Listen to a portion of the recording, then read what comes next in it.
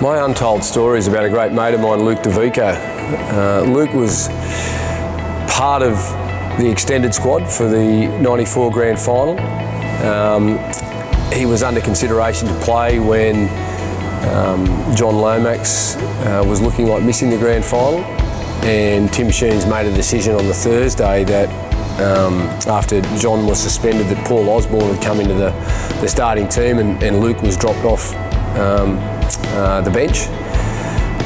So Luke went down to Sydney with his West Belconnen teammates to have their end of season trip away, and part of that was to go to the Grand Final on the Sunday.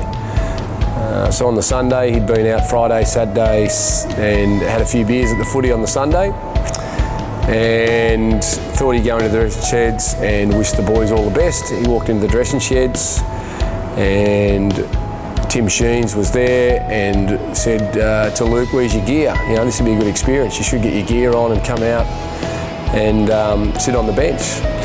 So he sent a mate out to get some boots. He got his kit on and ran out and stood there and sang the national anthem.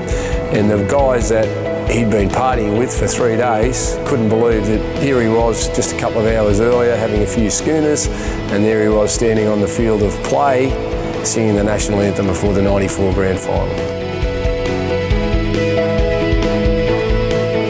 In '95 when we won the comp, I was late for the bus. So if you're late for a bus, you got to shout a carton and things like that, or get fined and that.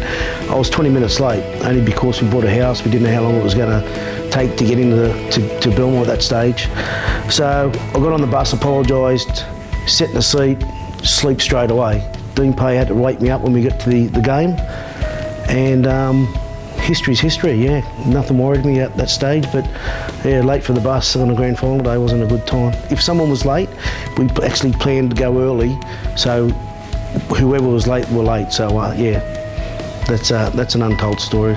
Not too many people know. Untold story. Well, one of my favourite Grand Final stories would probably be '97 leading into the game on Grand Final day. We go down to have breakfast, and some players like to read the newspapers and some players don't like to read the newspapers. And I remember walking over towards the breakfast table, and there was a guy there who was a young footballer at the time named Mark Hughes. And he looked very depressed for a guy going into his first Grand Final. And I went up to him, I tapped him on the shoulder, I said, "Mate, what's wrong?" And he said, "Mate, have you seen what they've written about me in today's paper?" He goes, "Look what they've written about you. Adam MacDougall, fast, strong, powerful, great runner of the football." He goes, "Look what it says about me. Mark Hughes has shoulders like a brown snake." So I tapped him on the shoulder, I said, "Don't worry, mate." I said, "Brown snakes are the most poisonous snake in Australia. You'll be fine." So he wasn't particularly happy about the summary of what he was like as a footballer, but he went out there that day and certainly had a good game, so he didn't allow the negative press to affect his performance.